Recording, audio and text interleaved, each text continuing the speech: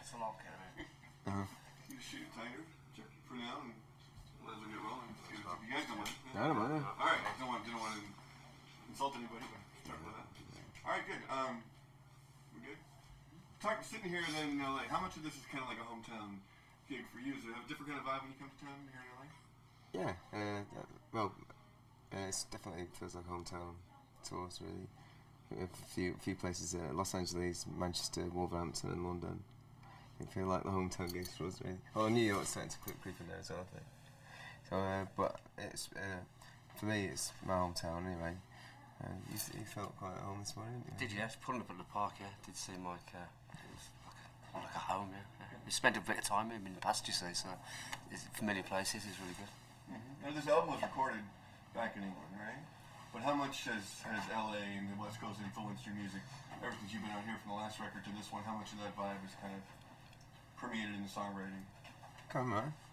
Come on in. Sorry about that. Better late than never. You're like Martin. Please sit down. Thank you to join us. Sorry about the funky chair. It's okay. Well,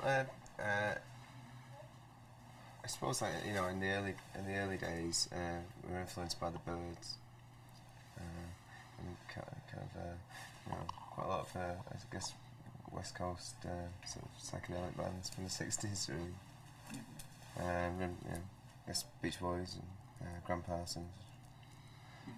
That stuff still kind of stayed with you this whole way. In what ways have you guys been put into words?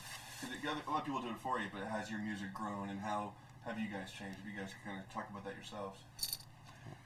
Well, I think it's over 16 or so years. It has grown quite a lot. You know, we've tried kind of different writing combinations, and people have come up with different ideas. So, you know, I think that if you look back on the band's recording career, I think, you know, there's been some really cool directions that the band's taken, and I think, you know, I don't think we've been influenced by our own material yet, but hopefully there'll come a day when we can probably do a record sound like a record they recorded in the past.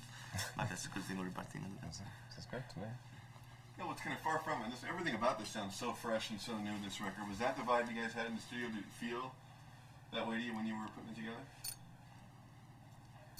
Did it? Yeah, what do you think, Larry? I agree with you. Yeah, it does sound good.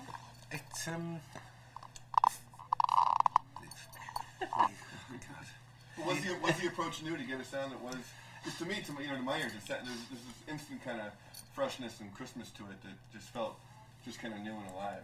Yes, we sort of wanted to bring somebody in, because the last 4 or 5 albums we have done, we've basically produced ourselves, really. And this time we got the services of a Mr. Jim Lau. He's always liked the band, he's been a big fan, so we got hooked up with him, and I say he did bring something out of the music we were doing that you could say it does sound fresh. I think it sounds quite charlatanic.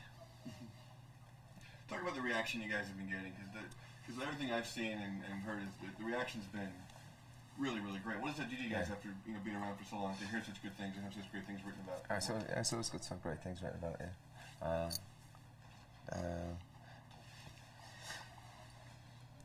I think we expected mixed reactions, really, because because it does sound. We think it sounds like us, obviously, because we made it.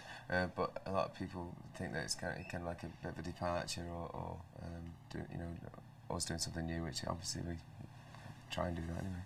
But some people don't. Some people who've been watching the band for fucking bastard. Mother. I didn't say, don't disturb us. Can you ask that question again? Because I was losing my tongue anyway. Of course, But just keep the fucking bastard bit. We'll keep that. We'll have him watching it later. None of the actual questions will make it on. I love it. It doesn't matter what you're talking about. Yeah. Just the reaction you've been getting and what that feels like. Yeah, we've generally it's been a really great reaction. Just because I think people see us sort of like try to do keep it new, you know, keep it fresh, and look for new ways of making music. Some people, on the other hand, you know, want us to be like we were when we were sort of 19 years old, you know, and so I guess sometimes you get mixed reaction really, but on the whole it's been like 10 out of 10, 5 out of 5, 2 out of 2. You talk about that, like people wanting to be like 19 years old. How have you guys felt yourself? People always talk about bands maturing. Yeah. Is there kind of a maturation you guys kind of feel in lots of ways as a band that's been around for this? And does that help the music? Is that a whole different kind of thing? I think it's supposed to get better as you get older. Yeah, unfortunately, everybody has to get old, so you just have to deal with it, don't you? Really, accept it and use it, or you kind of fight it. Really, there's no point fighting it. So We should be 16 times better than we were when we first started. yeah, that's it. It's like having new fans coming out to the show, and you know there's new amazing. fans have just maybe only been into the last. That's the best. That's the best part of any of it, really. When you actually, I mean, you know, just going back to the demographic of the audience, and there's people there who are visibly younger than you know. I don't want to, you know, younger than me, for instance. I don't want to drag everybody else into it. That's a great feeling because that means that you People, you know, grown with us as well, which is good, and they can still identify with the band, which is all, you know, quite humbling actually. That you know, people still see us as part of their lives, and the music as part of their lives as well. How have you guys kind of grown together over the years in terms of your dynamic? Well, some of us in this band have grown substantially larger than others. And what are you going to combat that? In terms of your own, the dynamic and the friendship, and how has that kind of helped over all these years? Is it a whole different thing when you guys go on the road? Do you guys have the same fun you used to? Is it more fun? Yeah, definitely. It's always more fun than the last time. I think the dynamic going. I don't know really. I suppose just you know,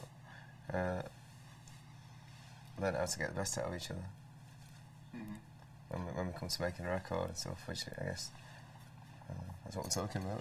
Yeah, I mean, you know, we do alright. You know, we kind of make, you know, we make our mistakes like every band, but you know, we tend to wear them on our sleeve rather than try and cover them up. I think that makes us endearing to people, really. People never get bored of the Charlatans ever.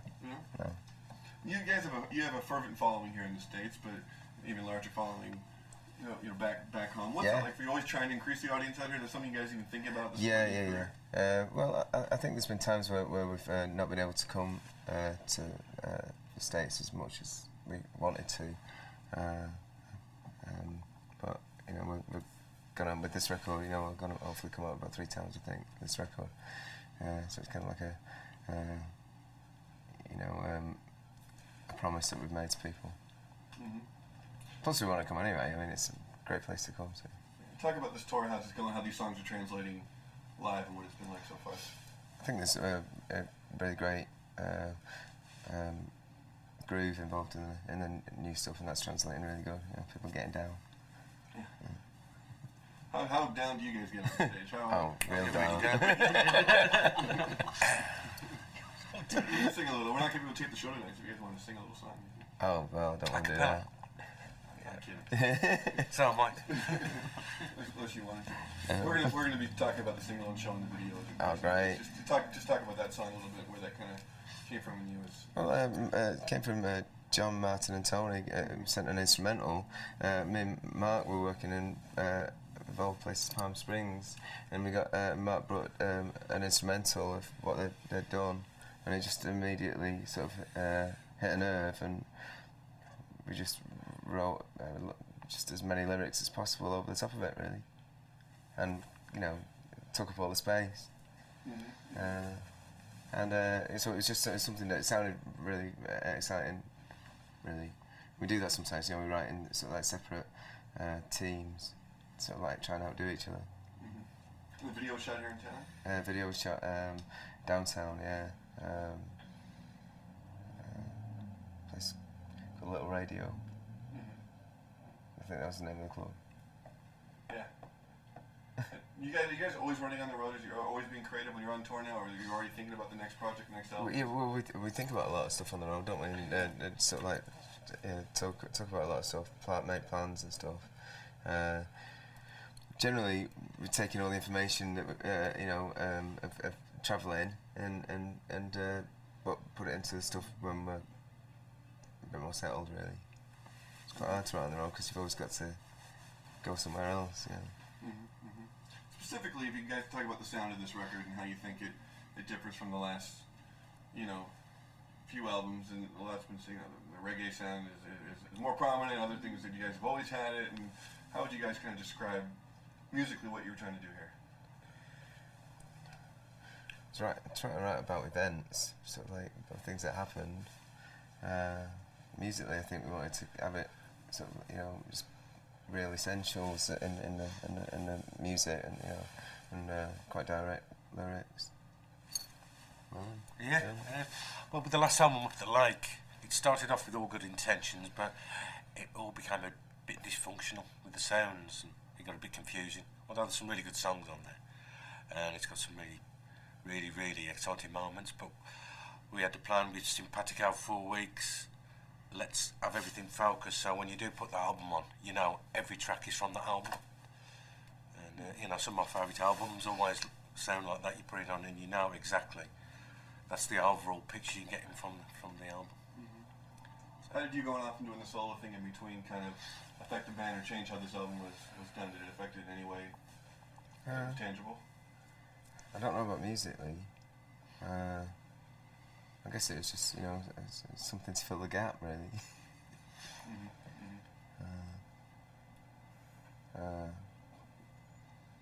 Quite a lot of songs, sort of wanted to get recorded. How music industry changed for you guys in terms of things like, you guys have a MySpace page and everything on the internet, and has that affected you guys? That's something you guys have kind of had to kind of grow with? And well, I think we've used it to our advantage, really, because I think that's a way that I felt that people, even though we're like a British band, people all over the world can hear our music by putting 4 tracks on MySpace. Actually, and it also gives people that follow us a voice and an opinion on the stuff, and sometimes it's good and sometimes it's not so good, but that's how we like to run our website, and that it is free speech. It's not all sycophantic. People do air their grievances on there. And you guys listen to that and pay attention to that? Sometimes. But it's there, so it has blossomed, and I say it does give fans a voice and an opinion. Discuss. Yeah, there you go. You're in the middle of the tour now, or near the end of this little... Near the end of the start. Yeah. What are some, if you guys look back, how does this compare? What were some of the wildest tour memories you guys have? Is there a certain date you guys always discuss and look back, wow, that crazy thing happened, or a certain tour? Is there certain memories you guys each have about wild times on the road? Well, you've got to look at our faces, really. You can see the carnage that we've done to ourselves. Everybody's got kind of, if you imagine going away with 5 musicians in a band, you're going to get yourself in all kinds of scrapes and situations, and it's Why Women in Song. Yeah, you have to protect the innocent by not naming anybody. Protect the innocent. How crazy are the fans still at this point? Do you have certain people that you kind of expect in different cities, or certain people that without naming names again, but are there certain fans that have stuck with you? Well, that's always, on this tour, it's been pleasing to see old acquaintances and friends, and a lot of new people for the first time said, I've just picked up on you from Wonderland. Yeah. Have you got any other albums? And it's so. But people are just generally crazy, aren't they? So. How crazy do you allow yourselves to get at this point? Is it all about the music, or do you guys have fun when you're on tour and party? Yeah, we like to party. Yeah, of course. Are there certain songs you guys will still play no matter what every night, and certain songs you won't play? We've been trying to keep the set sort of like changing, to keep basically ourselves interested, and people who come and see us, more than once, sort of interested and stuff like that. So I think it's good. I think it's good to do that. But we've basically started with a a basic set, don't we? That sort of seems to work really good. So we stick to that a bit and then throw in about 4 or 5 different ones a night. So we rehearse about 30 songs. So it's good to mix and match sometimes. As you said, Tim said, you know, there's some people come more than once to see us. So. When you hear people singing along to like Dead Man's Eyes or something like that, is that especially gratifying? That freaks you out, doesn't it? It's just the words, really quite dark. The fact that people know this song. Yeah, no, I mean, people have always picked up on the words from the very first time we went out. You know, I've always found that just. I always thought that was what being in a group's about. Really, it's like communicating, really, you know, through your lyrics and your music, and sort of, it's like a shared thing. You guys let yourselves think about kind of your place in rock history because you've been around for a long time and kind of cemented a certain place for yourself, and yet you put out a fresh album now, and it's as if things are all starting again. So it's kind of nice. But is it you guys let yourself think about how no matter what happens, you guys are going to be one of the biggest bands of the. I never think about never thought about it in that way. Really, we never thought we'd get this far. Really, it was at the start, it was a mission with 5. Early days, 5 people with the same outlook and wanted to feel like the last gang in town. 16 years later, it still feels like that. It's the biggest long weekend I've ever been on. So. At what point do you looking towards the future and a certain number of albums, or do you guys let yourself plan too far ahead? There's rumour of a 5-year plan. I heard it was 2. But if this if this album does better than it ever had, in terms of success here in the States or whatever, you get right back in the studio to do another one, or? No, I think we're going to get a tour for quite a while, I think. Although, I mean, everyone, we like writing songs, songwriters, so I guess we're always looking for a place to write. And lastly, is there a certain goal you guys would get to achieve in terms of someone you'd love to produce your record, someone you'd love to share a vocal with, someone to share the stage with? There's certain little dreams you guys still have that. Got loads of them. We have many. I don't know whether they're all personal though. Personal goals really. You guys can maybe each or a couple just talk about just the kind of music you're enjoying to listen to other than. I like Amy Man. And watch Saturday Night Live. Yeah, I like the British band Hard Fight. They're really good. New band. Me and Tay was listening to the Raconteurs record of the day. That was pretty good. Oh yeah. I quite like that sound of that. That was like a bit of an old raucous sound, but it was it had a modern edge to it. It's pretty good. Check Wet and Co. Well, you guys. I quite like scuba divers, aren't they? Yes, they look scuba divers. I like all outdoor pursuits, especially dangerous, hazardous ones. Very good. You guys are great. Thanks for Thank you so much. Thanks a lot. That's great.